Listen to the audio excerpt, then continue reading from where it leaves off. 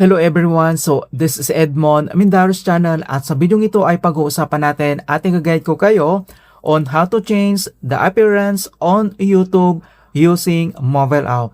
So sa settings nito sa YouTube ay pwede natin i-change into light theme or dark theme ang YouTube appearance ng iyong device. Kung paano ba yan natin gawin, so ang next step ay kailangan mo lang i-open dito ang iyong YouTube app, i-click mo lang. Dito lang sa ating YouTube profile. At dito lang sa top right corner, makikita mo dito yung icon settings, i-click mo lang yan. At dito lang sa settings and then under lang dito sa account, kailangan mo lang i-select dito yung general settings, i-click mo lang. At dito lang sa general and makikita mo kaagad dito yung appearance. So choose your light or dark themes preferences. And then kailangan mo lang itong i-click.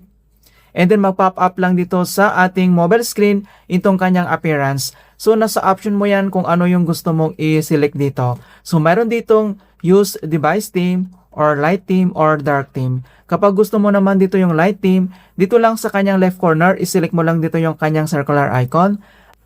Ayan, so automatic naman yan na mag-change ka agad kapag nakaselect ka lang dito ng theme preferences. Kung gusto mo ulit yan i-change into dark theme, so i-select mo lang dito yung circular icon and makikita mo kaagad na immediately na mag-change ka agad. Or kung gusto mo naman yung use device theme, so i-select mo lang dito yung kanyang circular icon.